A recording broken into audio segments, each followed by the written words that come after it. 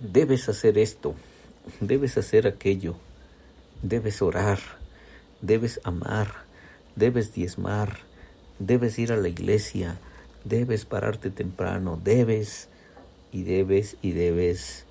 Y muchas veces nuestra vida está saturada de deudas. Terminamos debiendo un montón de cosas o debiendo hacer muchas cosas que pues de repente se nos complica hacer, ¿verdad?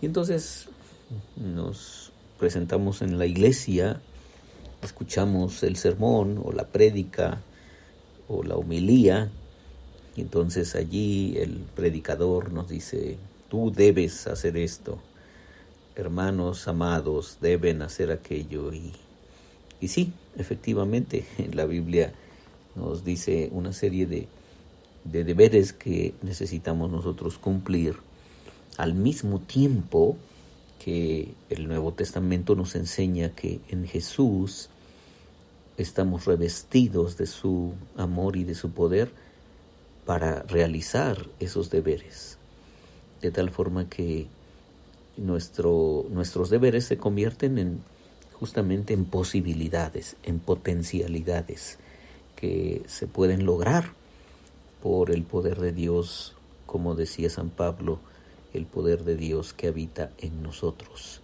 que ya no vivo yo, sino Cristo vive en mí, y ahora lo que vivo en la carne, o lo que vivo en mi cuerpo, lo vivo en la fe del Hijo de Dios, quien me amó y se entregó a sí mismo por mí.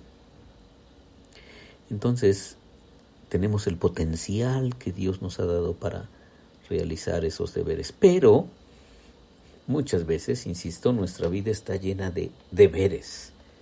Y también aquí Henry Nouwen agrega otra frase que usamos mucho: ¿y si hiciera esto? ¿Y si hubiera hecho aquello? ¿Y si? Y entonces también esa otra situación nos invade. Pero ¿qué tal si nuestra vida fuera sin deberes, ni tampoco y si hiciera esto o hiciera aquello, o si hubiera hecho esto o si hubiera hecho aquello otro? Es difícil vivir en el presente, dice Henry Nouwen. El pasado y el futuro continúan siempre hostigándonos. El pasado con la culpa, el futuro con las preocupaciones. Han ocurrido tantas cosas en nuestra vida ante las que nos sentimos inquietos, arrepentidos, enojados, confundidos o por lo menos ambivalentes. Y todos esos sentimientos se encuentran a menudo coloreados por la culpa. La culpa que nos dice: tú deberías haber hecho algo diferente de lo que hiciste. Tú deberías haber dicho algo diferente de lo que dijiste. Estos deberías nos mantienen culposos en relación con el pasado y nos impiden estar completamente presentes en cada momento. ¡Wow! Si te platicara todas mis culpas que he cargado y por cuánto tiempo las cargué, ¡wow! Yo creo que definitivamente dejarías de oír los devocionales. Pero tú también no te hagas. Tú también, que me estás escuchando, has estado lleno de culpas en algún momento. Y bueno, de repente, a lo mejor, ¿verdad?, fuiste hasta buscar una terapia para que tu terapeuta te librara de la culpa.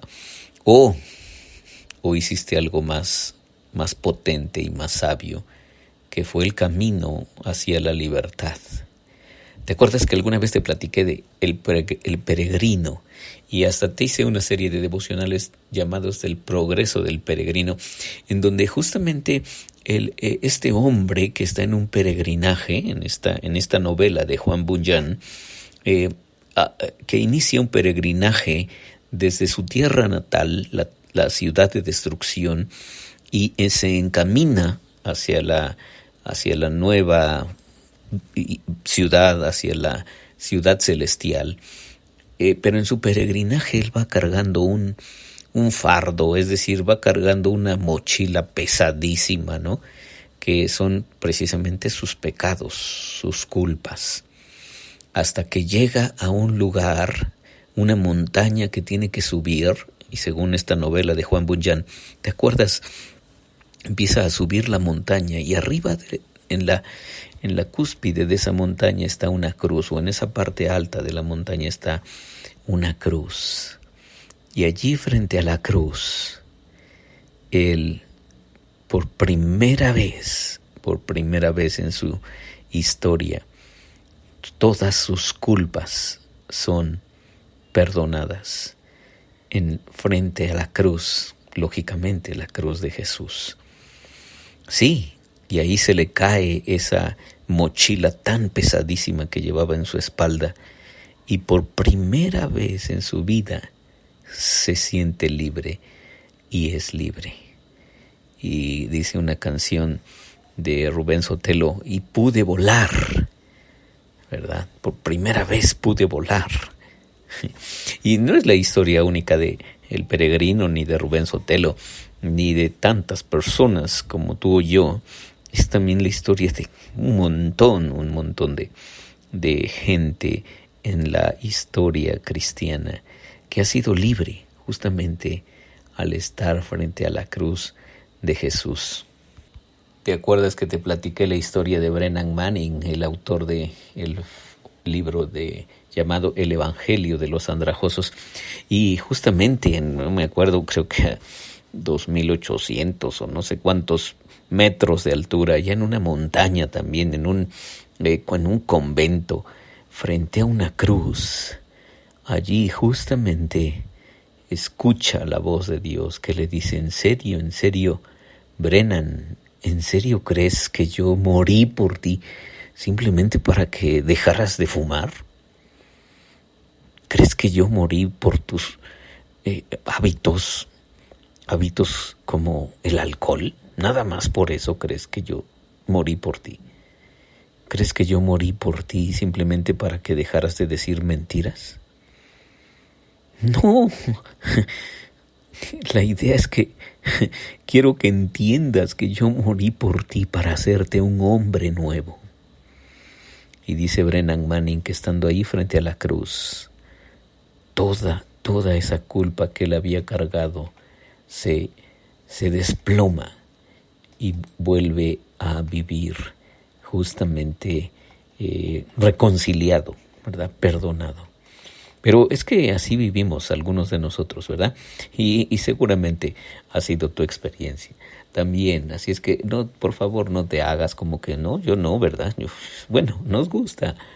Tengo un amigo que dice que pagaríamos por ser buenos, porque nos gusta aparentar bondad y nos gusta aparentar cosas que realmente no son.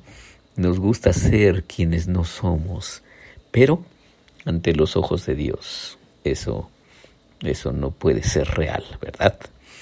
Peor aún, agrega también aquí Henry Nouwen, no obstante, si nuestras culpas se convierten en nuestras preocupaciones llenan nuestra vida con ¿y qué pasa si?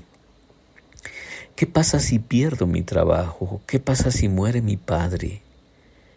¿Qué pasa si no hay suficiente dinero?